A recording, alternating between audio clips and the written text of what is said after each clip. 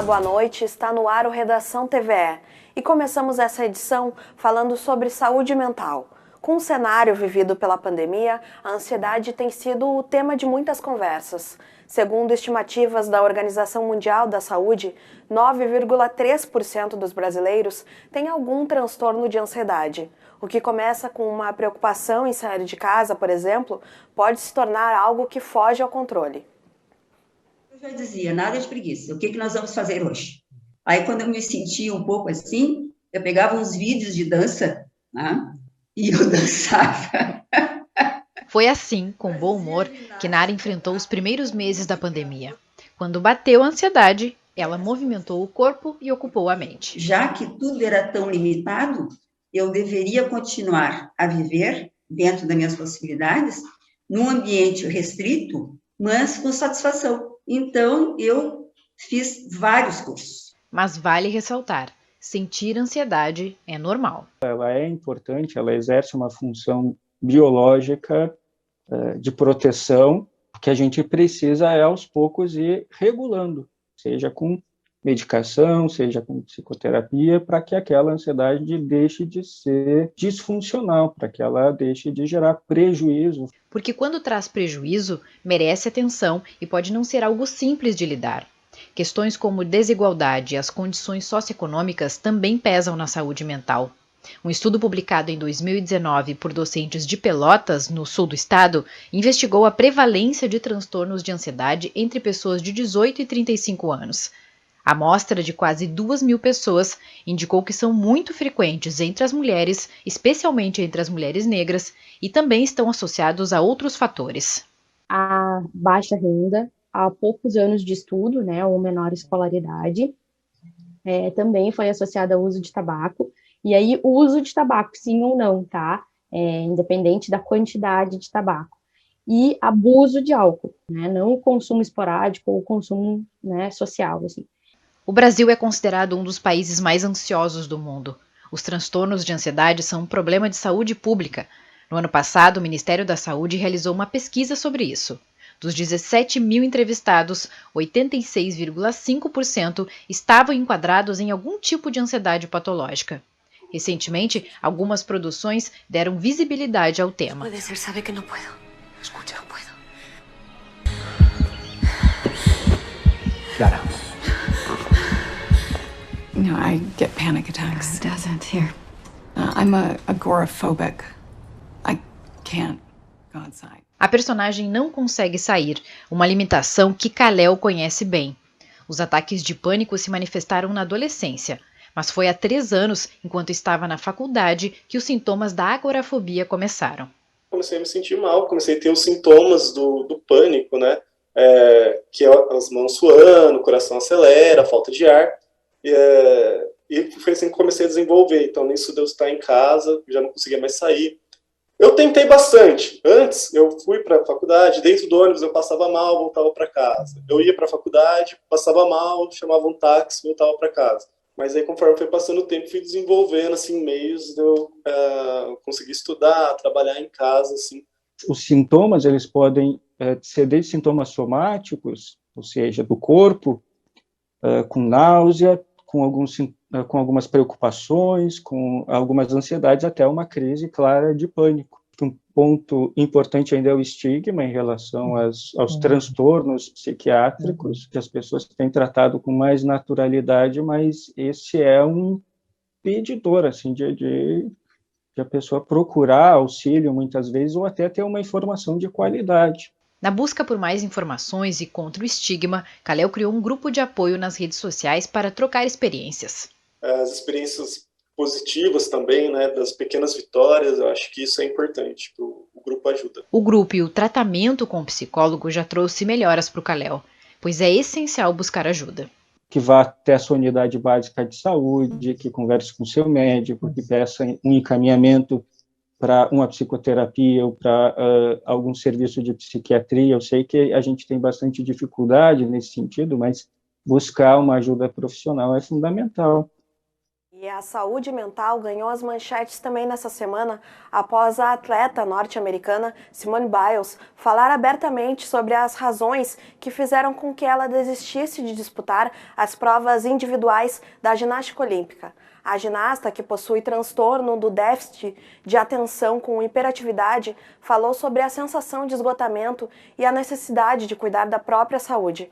Para a gente entender o impacto dos problemas de saúde mental no dia a dia, a gente fala agora com a psiquiatra Graziella Stein. Doutora, esse caso, né, de uma atleta tão famosa que tem tido resultados tão incríveis no esporte, ajuda um pouco a desmistificar o problema da doença mental que muitas vezes vem acompanhado de preconceito, desinformação. Bem-vinda ao Redação TVE.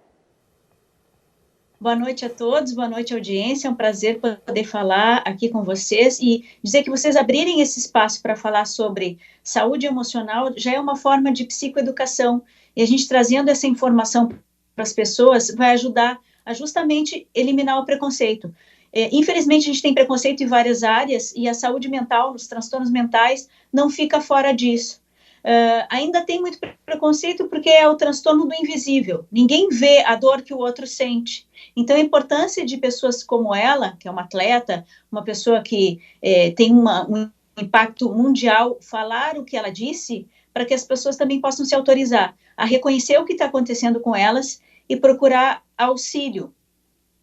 Nesse momento de pandemia, esses problemas têm aparecido mais, esse isolamento forçado, né? Essas medidas de segurança têm acionado alguns comportamentos que a gente deve tomar cuidado? Nós nascemos para estar em comunidade, nós somos sociáveis, e infelizmente a pandemia nos tirou muito, não só da gente socializar uns com os outros no trabalho, muitas vezes, com os colegas, amigos, mas também nos afastou das famílias, né? Famílias ficaram meses sem se ver, isso foi bastante triste, né? Fora isso, o impacto do medo da morte, do medo da doença, da contaminação, até não ter a vacina, a insegurança que gerava nas pessoas de que como seria o tratamento, a dúvida também dos médicos, porque não tinha uma linha de tratamento definida no início. Então, tudo isso foi muito ansiogênico. O Brasil, como foi falado na reportagem, é um dos países mais ansiosos que a gente tem. E por que isso? Porque somado à pandemia, a gente já tinha problemas, a gente tem problemas prévios, né? Problema da violência que afeta muito as mulheres, principalmente, né, o feminicídio, e as mulheres, como foi falado, as mulheres negras são as que mais sofrem, elas morrem o dobro que as mulheres brancas. Outros problemas como a pobreza, a falta de informação, a falta de recursos, tudo isso causa bastante pressão no povo brasileiro, que sofre inevitavelmente dos transtornos mentais. Uma pena é que quando a queixa é para um joelho, ou para uma fratura, ou para um problema num órgão, todas as pessoas entendem, mas ainda não conseguem entender aquilo que é invisível e que o outro fala, né? Falta ainda empatia para a gente conseguir entender que a dor do outro, né, ela existe, ela é real, ela pode não ser visível, mas ela é séria, e ela existe e precisa dessa atenção. Então, foi muito bom, dessa maneira, a gente ter um pronunciamento de uma pessoa famosa dentro do esporte, porque é muito comum, né? Não só esportistas, mas pessoas também com N profissões. E doutora, como a pessoa pode identificar, né, tanto em si, quanto alguém próximo, um familiar, ou mesmo alguém próximo, um amigo, que aquela pessoa já está com, não aquela ansiedade normal da qual falava o especialista na matéria da Lisele, mas alguém que esteja já com um problema realmente que mereça procurar ajuda? O transtorno de ansiedade tem várias categorias, né? Mas basicamente ele tem manifestações mentais e manifestações comportamentais. A manifestação mental básica é medo, insegurança e preocupação constantes. É uma mente que não desliga, está sempre pensando, deita, leva os problemas para o travesseiro, não consegue dormir bem. E somado a essa mente que está sempre sofrendo por se antecipar demais nas coisas, por imaginar o pior cenário muitas vezes e por estar sempre num estado de alerta, pode ter sintomas físicos, taquicardia, aí a pessoa acha que está infartando, que está tendo um problema no coração, vai até a emergência, procura cardiologista, faz os exames, não aparece nada, mas segue o sintoma, ou sintomas de falta de ar, né? Muitos acharam que era Covid e não, era crise de ansiedade, tontura, tremores, náusea, enfim, uma série de sintomas físicos somado a essa mente inquieta, essa mente extremamente preocupada, que não consegue relaxar. Então, sempre é bom a gente estar atento a isso, né? A gente não achar que é só o problema no coração ou é só um problema gastrointestinal, mas a gente também considerar o médico psiquiatra. Tá certo, doutora Graziela Stein, muito obrigada por trazer esses esclarecimentos nesse tema tão importante, né? Uma boa noite e um bom final de semana para a senhora. Para vocês também. Mais 2 casos da variante Delta do coronavírus foram confirmados no estado. 2 uruguaios que moram em Santana do Livramento. Com isso, sobem para 5 o número de infectados pela nova variante. Os outros 3 casos são de Gramado e Nova Bassano. Há outros 11 suspeitos no estado aguardando confirmação de laboratórios. Vamos aos números da pandemia, conforme dados da Secretaria Estadual da Saúde. Mais de 1.363.000 pessoas foram infectadas desde que o vírus começou a circular no estado. 1.827 só de ontem para hoje. 1.289 gaúchos morreram devido à Covid. 44 desses óbitos aconteceram nas últimas 24 horas. O número de pacientes com o vírus ativo em acompanhamento médico segue caindo e já se encontra em 10.675. Os casos recuperados estão próximos da casa dos 1.319.000. E a taxa de ocupação dos leitos de UTI caiu mais e se encontra na faixa dos 64%, o que corresponde a 2.188 ocupações de 3.415 leitos disponíveis. E nesta sexta-feira, o município de Vacaria, nos Campos de Cima da Serra, registrou a menor temperatura do ano. Os termômetros marcaram 7,2 graus negativos às 6 horas da manhã. E as temperaturas ficaram perto de 0 grau durante todo o dia. À noite, o frio se intensificou com a queda de neve. As pessoas foram para a Praça Daltro Filho, no centro da cidade, para registrar o frio histórico no município. De 1.500 pessoas em situação de rua já foram acolhidas através da abordagem da Fundação de Assistência Social e Cidadania de Porto Alegre. Segundo a Prefeitura da capital, em uma das madrugadas mais frias desta semana, 526 delas aceitaram se abrigar. Muitos preferiram passar a noite nas regiões onde se encontravam.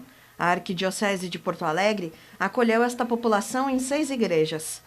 A força-tarefa montada pela Prefeitura envolveu a sociedade civil e instituições como Internacional, que acolheu dezenas de pessoas no ginásio Gigantinho. Lá tiveram acesso a comida e a agasalhos. O acolhimento segue no final de semana. Hoje teve cobertaço dentro da campanha do agasalho. A entrega de peças para proteção contra o frio aconteceu na frente do Palácio Piratini. 203 cobertores foram recolhidos, além de agasalhos. A ação foi realizada para suprir o estoque da Defesa Civil, que estava baixo. As peças irão para prefeituras e entidades envolvidas na campanha. No site da Defesa Civil é possível encontrar os pontos fixos de coleta no estado. A Santa Casa de Misericórdia inaugurou hoje o Instituto Materno-Fetal Celso Rigo.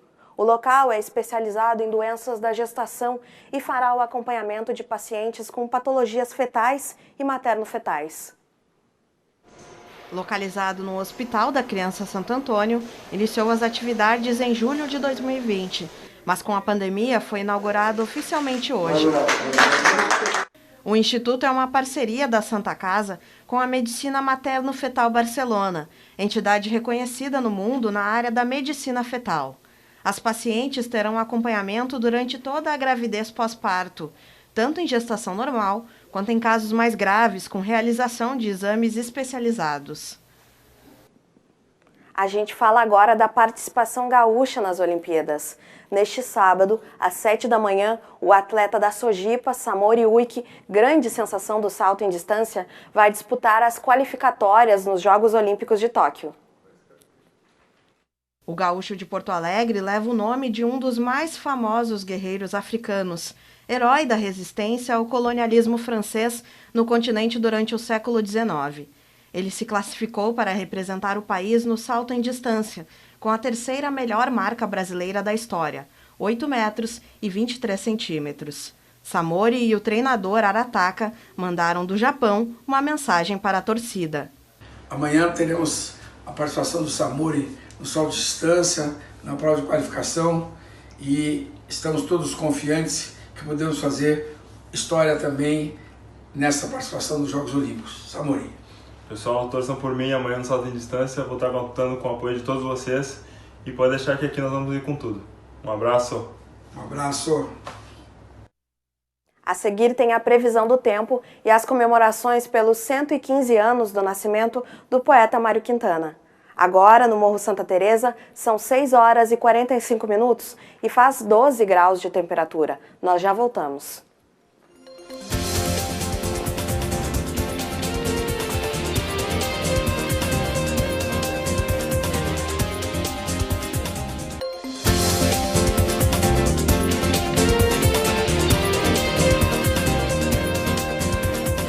Vamos conferir como fica o tempo neste final de semana.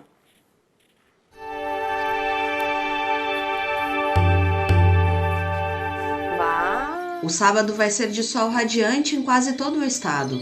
No domingo, o tempo deve ficar um pouco mais encoberto. Haverá geada pela manhã em algumas cidades. As temperaturas se elevam um pouco mais. Na região metropolitana, ventos fracos. A umidade relativa do ar chega a 62%. Em Porto Alegre, mínima de 5, máxima alcançando os 19 graus. Variação entre 4 e 18 em Santa Maria. No litoral norte, o município de Torres terá oscilação entre 8 e 17 graus.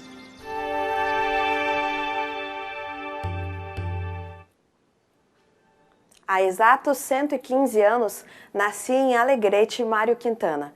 Com sua escrita acessível, o poeta deixou seu nome gravado na história da nossa literatura e nos corações dos leitores. Você confere agora a nossa homenagem a ele, que ficou conhecido como o poeta das singelezas. Eu comecei a escrever como todo mundo que escreve cedo, né? Porque a gente não escreve de um momento para outro. É uma maneira de ser, o poeta é uma maneira de ser, não é? Mas eu sempre achei que as famílias não gostaram que o filho fosse poeta, né? Porque hoje ela, com uma família burguesa, como a minha, alta burguesia, era o meu filho doutor. Aí eu um pouco estava ligando para isso, né? Eu queria fazer versos. Não teria como ele ser outra coisa. Autor de versos encantadores, cheios de ironia e de bom humor, Mário Quintana publicou em vida mais de 20 livros poéticos para crianças e adultos. Uma obra vasta que segue atraindo novos leitores 27 anos depois da sua morte. A amiga e fotógrafa oficial do poeta, Dulce Helfer, guarda com carinho os originais que ganhou de presente, além das lembranças. Eles se conheceram em 85, quando Helfer foi contratada pela Zero Hora. As meninas que cuidavam dele, tinha a Sandrinha Ritzel, que cuidava dele, ligava para o jornal e dizia: o Mário está te convidando para vir tomar aquele café preto, comer aquele mousse de chocolate, e não tinha muito horário. Eu chegava aí à 1 da manhã, quando alguém queria foto dele, o Mário não gostava que tirasse foto. Ele dizia: não, pede para a Dulce, porque a Dulce tem foto minha, e se não tiver, ela vem aqui. Então, ele transferia, né, sempre essas fotos para mim. Ele era assim, modesto, até tímido, e ficou conhecido pelos seus poemas aparentemente muito simples. Senhora, eu vos amo tanto que até por vosso marido me dá um certo quebranto. Pois que tem que a gente inclua no mesmo alastrante amor pessoa, animal ou coisa, ou seja lá o que for, só porque os banha o esplendor daquela a quem se ama tanto? Solau, a moda antiga, é um exemplo de poema de fácil compreensão, mas basta um olhar atento para perceber a profundidade dos versos. Nesse caso, Quintana fala de amor, mas também faz uma homenagem à poesia portuguesa, com referência a Camões. É uma amostra da erudição do poeta, que também escrevia para o jornal O Correio do Povo e fazia traduções para a editora Globo a convite de Érico Veríssimo. Ele traduziu o Marcel Proust, por exemplo, alguns dos livros do Em Busca do Tempo Perdido. Ele traduziu Virginia Woolf, alguns textos do Balzac também. O Érico sempre dizia que o Quintana era um tradutor muito preocupante, porque ele era tão distraído e ele fazia o trabalho, em geral, no quarto de hotel onde ele morava, que ele, às vezes, deixava os originais perto da janela e eles voavam para fora. Mário e Érico eram muito próximos, e por isso a maior parte do acervo do poeta está junto ao do amigo, no Instituto Moreira Salles, no Rio de Janeiro.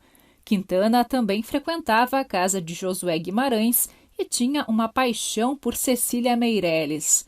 Dulce Helfer lembra quando ele pediu para que ela levasse Caetano Veloso para ele conhecer. Eu falei, Caetano, o Mário ouve mal, tem que falar alto. E daí o Mário disse, eu ouço muito bem. Não, pode falar normal, ela acha que é minha mãe. Daí o Caetano, assim, bem baixinho, com aquele jeito de falar dele, começou, seu Mário Quintana, quando eu era adolescente na Bahia, eu li todas as suas traduções de Proust. O Mário olhava, virava para mim e dizia, o que ele está falando? Aí eu chegava lá no ouvido do Mário e dizia, o Caetano está dizendo que li as suas traduções de Proust lá na Bahia. Hoje, a Casa de Cultura Mário Quintana guarda uma parte do acervo do poeta. Lá é possível encontrar uma réplica do quarto onde ele morou de 1968 a 1980, época em que o prédio era o Hotel Majestic. Quintana chegou a morar em outros hotéis. Viveu seus últimos anos de vida em Porto Alegre, cidade que significou tanto para ele. A relação com a capital gaúcha é incontestável. Mas Quintana foi, acima de tudo, um poeta universal. Eu acho que ele tem que ser lido, né? E ele tem que ser visto como o nosso maior poeta aqui do Rio Grande do Sul, sem sombra de dúvida. O mais diverso, assim, em termos de formas, temas, modernidade. Ele está deixando uma obra para qualquer idade, para qualquer pessoa, e que vai ser eterna, né? O Mário vai... A gente vai passar, mas o Mário sempre passarinho, né? A gente tem inspiração, uma coisa não é... A coisa já vem, mas aquele repente vem. Mas não é só o santo baixar, não é? É preciso a gente puxar o santo pelos pés, não é? Aí que está a coisa. E a Casa de Cultura, que preserva o nome e o legado de Mário Quintana, preparou uma programação especial para celebrar essa data. E a TVE também não podia ficar de fora, por isso exibe hoje, às 10 da noite, um mini documentário Mário Inventa o Mundo, com direção de Fernando Vanelli. A gente fala sobre essa programação com um arquivista responsável pelo acervo documental da Casa de Cultura Mário Quintana, Alexandre Veiga. Alexandre, então, o que a Casa preparou para celebrar o nascimento do Quintana neste ano? Bem-vindo aqui ao Redação.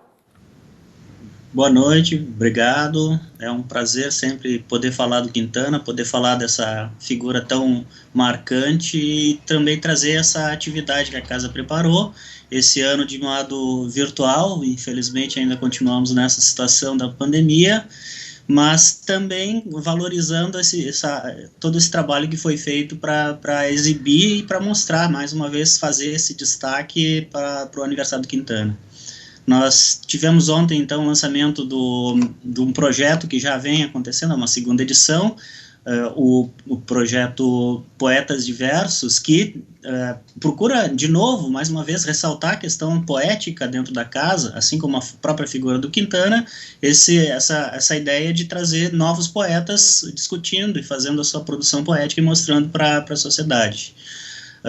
Isso na quarta, desculpe. Na quinta-feira, ontem, então, tivemos o lançamento em primeira mão do documentário Quintana Inventa o Mundo, com a direção da Mirella Cruel, que está muito lindo, está muito, muito legal, realmente, não é apenas porque eu também participo, mas enfim, tem várias informações, vários relatos e a imagem, a própria poesia do Quintana.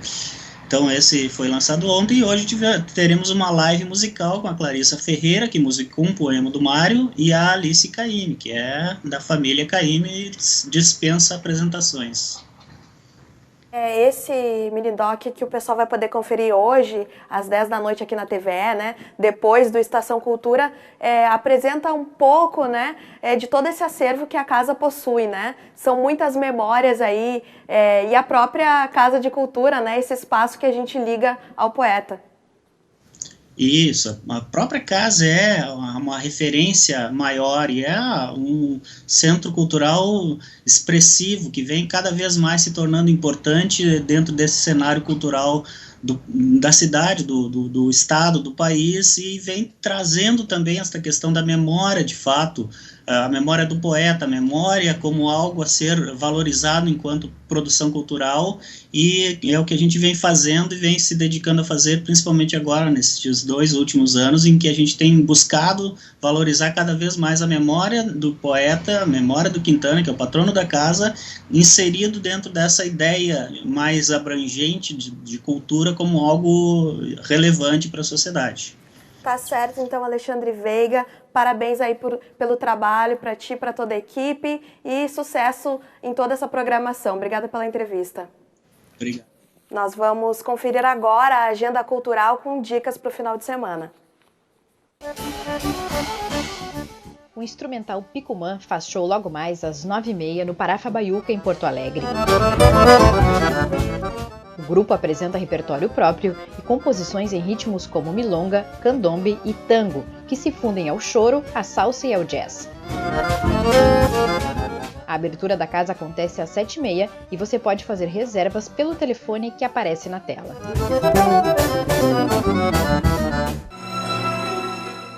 A Orquestra Sinfônica de Porto Alegre recebe como convidados o bandolinista Daniel Milhavaca e o maestro Anderson Alves no concerto Saudades do Brasil. O evento acontece amanhã, a partir das 5 horas da tarde, na Casa da OSPA.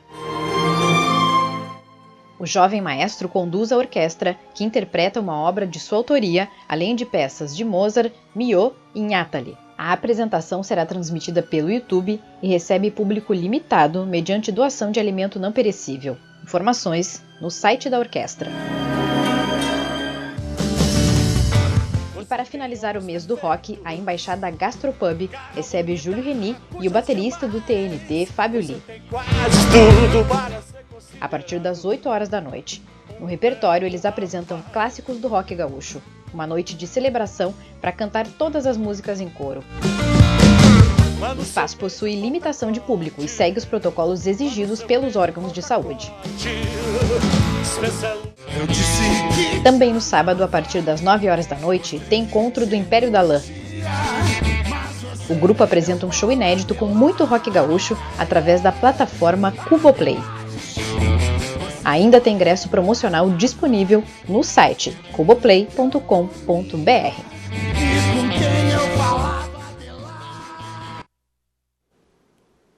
E daqui a pouco, às 9h30 da noite, tem Estação Cultura na tela da TVE. A reprise é no domingo ao 12h30. O Redação TVE volta na segunda-feira. Na sequência, você fica com o Repórter Brasil. Um bom final de semana.